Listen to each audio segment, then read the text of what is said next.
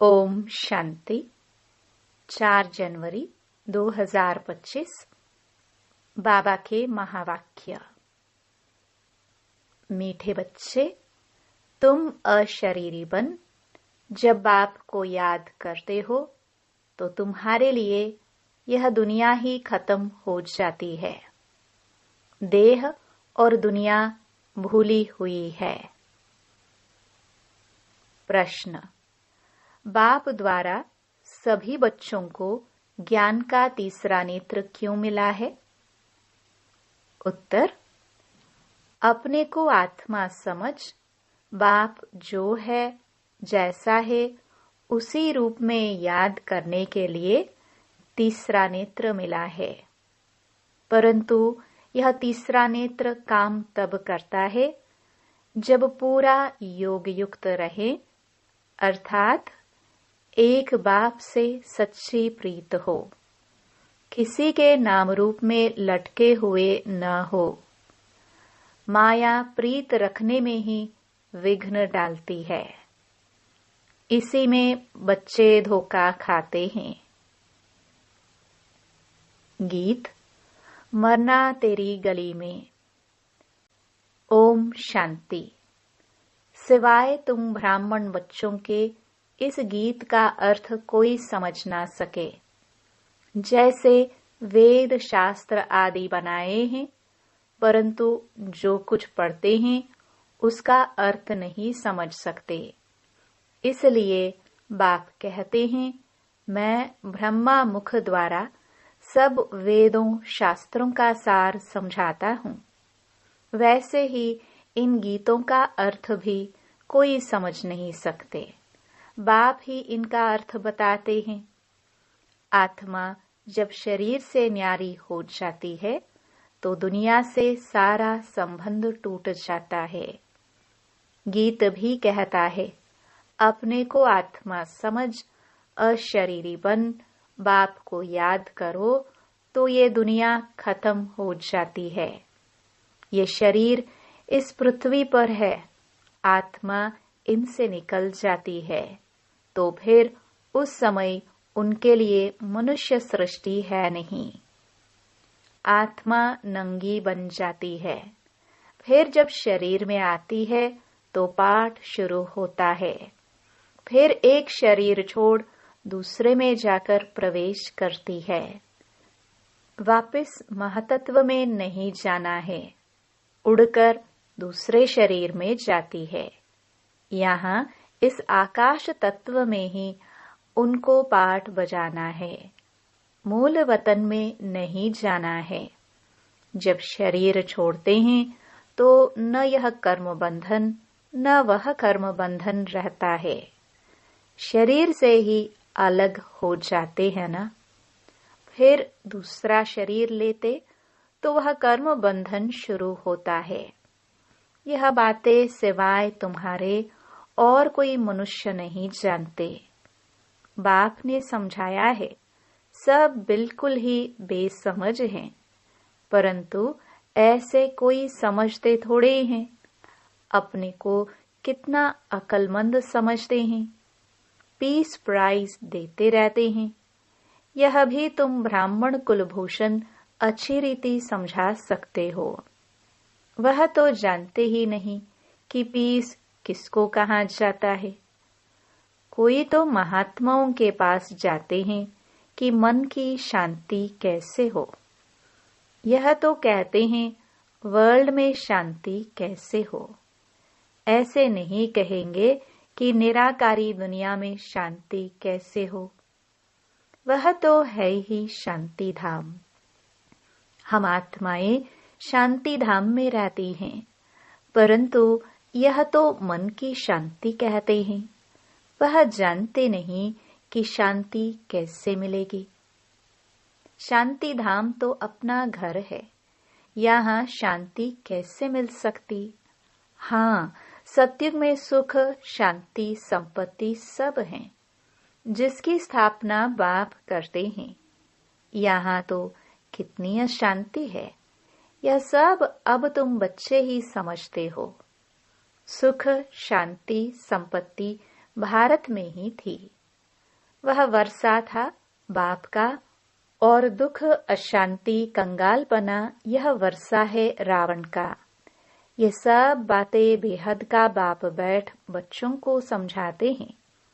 बाप परम धाम में रहने वाला नॉलेजफुल है, जो सुखधाम का हमको वर्षा देते हैं।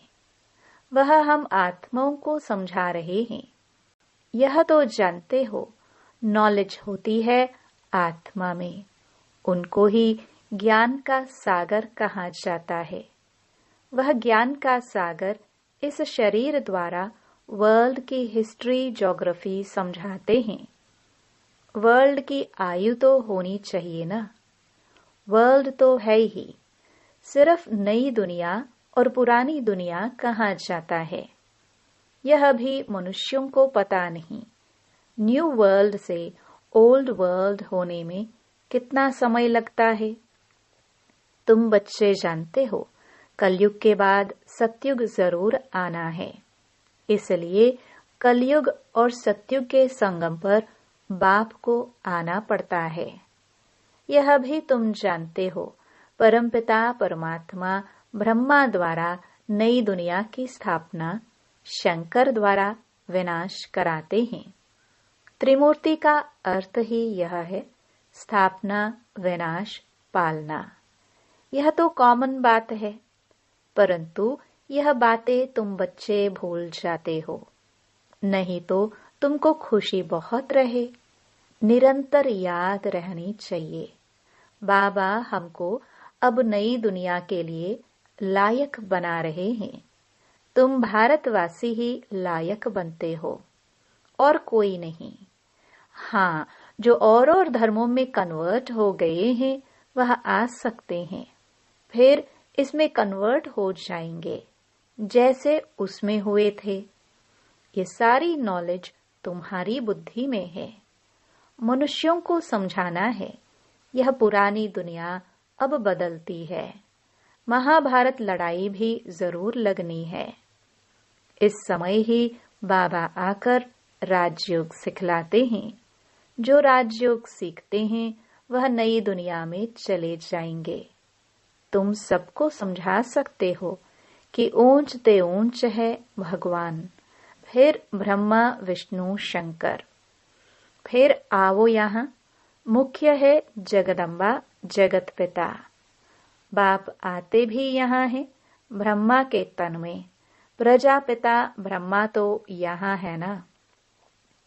ब्रह्मा द्वारा स्थापना सूक्ष्म वतन में तो नहीं होगी ना, यहाँ ही होती है। यह व्यक्त से अव्यक्त बन जाते हैं। यह राजयोग सीख फिर विष्णु के 2 रूप बनते हैं। वर्ल्ड की हिस्ट्री, ज्योग्राफी समझनी चाहिए ना। मनुष्य ही समझेंगे।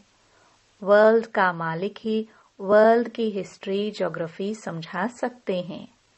वह नॉलेजफुल, पुनर्जन्म रहित है। यह नॉलेज इसकी बुद्धि में नहीं है। परखने की भी बुद्धि चाहिए ना। कुछ बुद्धि में बैठता है या ऐसे ही है, नब्ज देखनी चाहिए। एक अजमल खा नामी ग्रामी वैद्य होकर गया है। कहते हैं देखने से ही उनको बीमारी का पता पड़ जाता था। अब तुम बच्चों को भी समझना चाहिए कि यह लायक है या नहीं।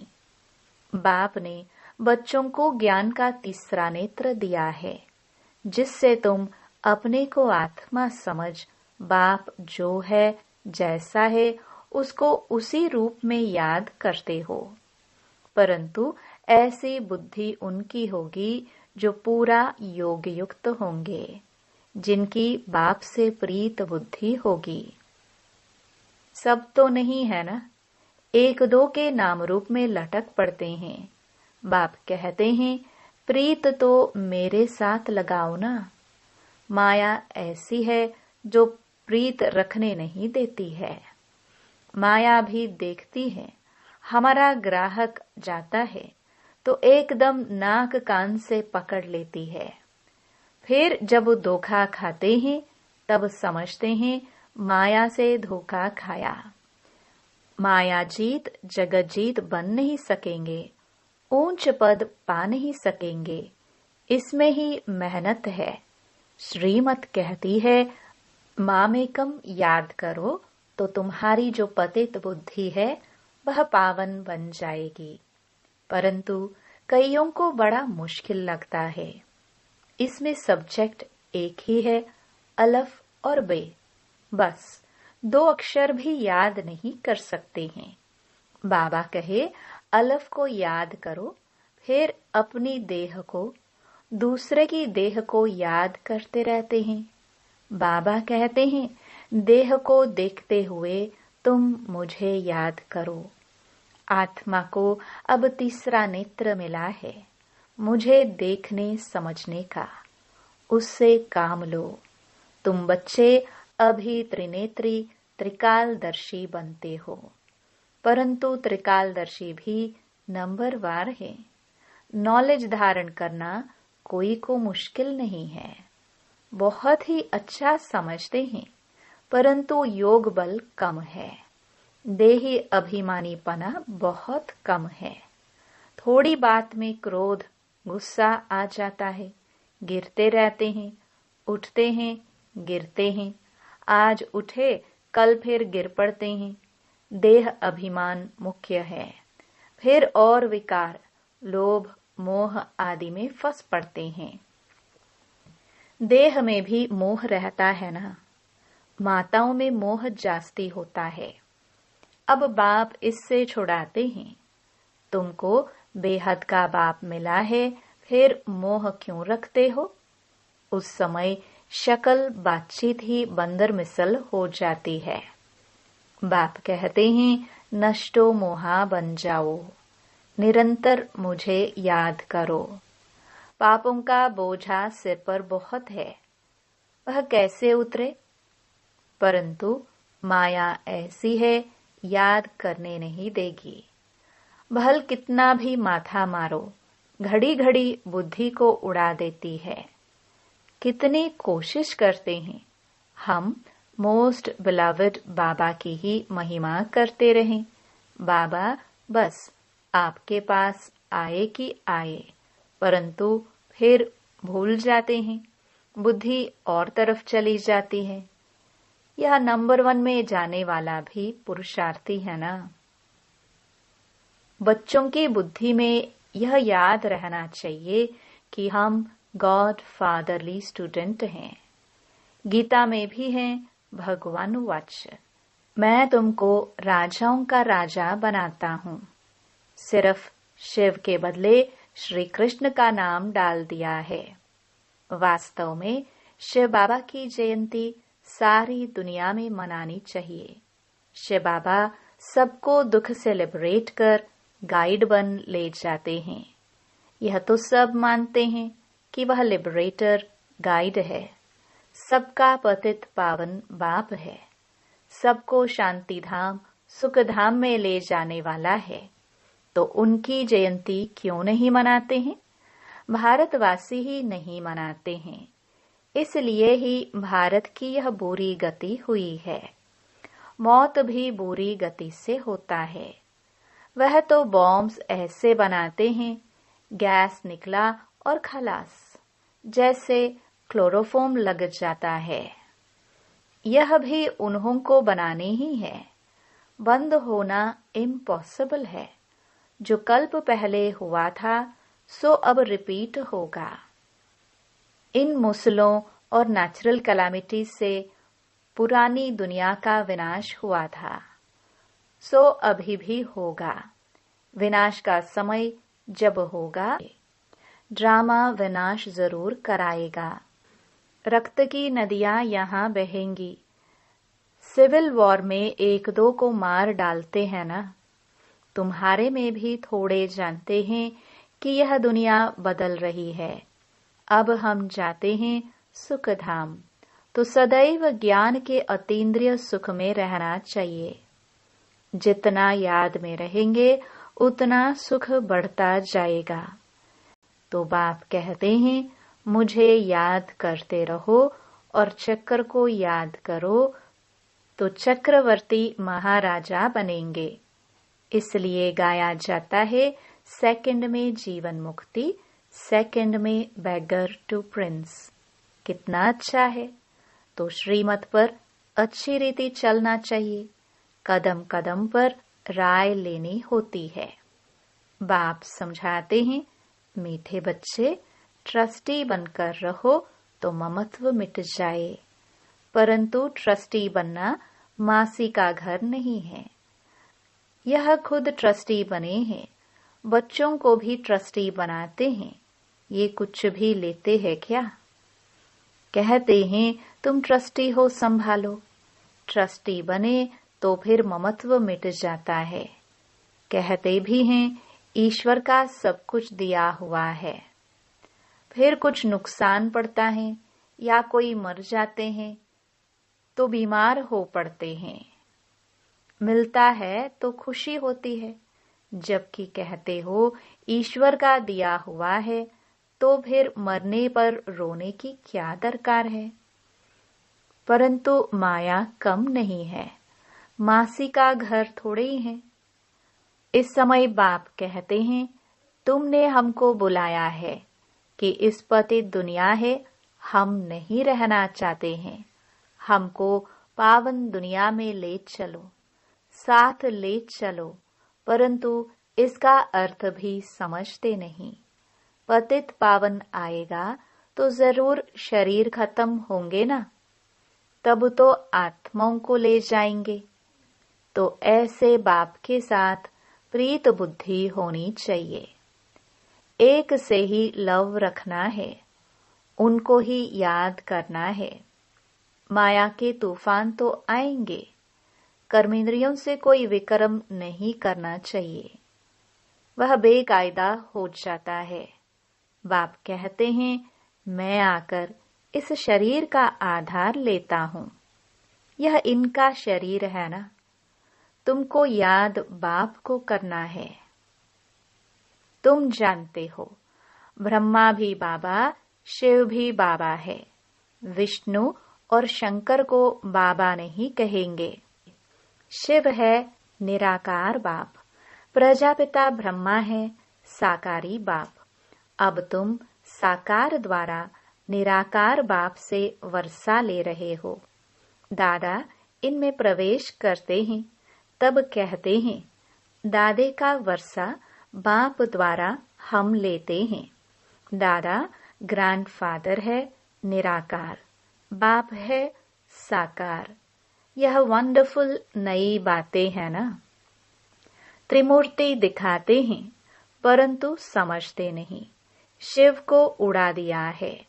बाप कितनी अच्छी अच्छी बातें समझाते हैं, तो खुशी रहनी चाहिए। हम स्टूडेंट हैं, बाबा हमारा बाप, टीचर, सतगुरु है। अभी तुम वर्ल्ड की हिस्ट्री, ज्योग्राफी बेहद के बाप से सुन रहे हो, फिर औरों को सुनाते हो। यह 5000 वर्ष का चक्र है।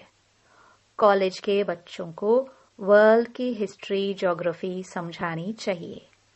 84 जन्मों की सीढ़ी क्या है, भारत की चढ़ती कला और उतरती कला कैसे होती है, ये समझाना है। सेकंड में भारत स्वर्ग बन जाता है, फिर 84 जन्मों में भारत नरक बनता है। यह तो बहुत ही सहज समझने की बात है।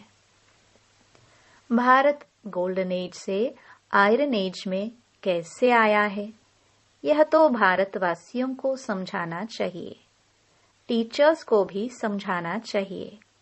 वह है जिस्मानी नॉलेज, यह है रूहानी नॉलेज।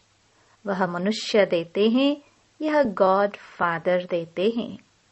वह है मनुष्य सृष्टि का बीज रूप, तो उनके पास मनुष्य सृष्टि का ही नॉलेज होगा। अच्छा, मीठे मीठे सिखिलदे बच्चों प्रति मात पिता बाप दादा का याद प्यार और गुड मॉर्निंग। रूहानी बाप की रूहानी बच्चों को नमस्ते। धारणा के लिए मुख्य सार। पहला, इस छीछी देह से पूरा नष्टो मोहाबन ज्ञान के अतीन्द्रिय सुख में रहना है। बुद्धि में रहे, अब यह दुनिया बदल रही है, हम जाते हैं अपने सुखधाम। दूसरा, ट्रस्टी बनकर सब कुछ संभालते हुए अपना ममत्व मिटा देना है। एक बाप से सच्ची प्रीत रखनी है। कर्मेंद्रियों से कभी भी कोई विकर्म नहीं करना है। वरदान, ब्रह्मा बाप समान श्रेष्ठ ते श्रेष्ठ तस्वीर बनाने वाले परोपकारी भव। श्रेष्ठ स्मृति और श्रेष्ठ कर्म द्वारा तकदीर की तस्वीर तो सभी बच्चों ने बनाई है। अभी सिर्फ लास्ट टचिंग है संपूर्णता की व ब्रह्मा बाप समान श्रेष्ठ ते श्रेष्ठ बनने की। इसके लिए परोपकारी बनो, अर्थात स्वार्थ भाव से सदा मुक्त रहो। हर परिस्थिति में, हर कार्य में, हर सहयोगी संगठन में जितना निस्वार्थपन होगा उतना ही परोपकारी बन सकेंगे। सदा स्वयं को भरपूर अनुभव करेंगे। सदा प्राप्ति स्वरूप की स्थिति में स्थित रहेंगे। स्व के प्रति कुछ भी स्वीकार नहीं करेंगे।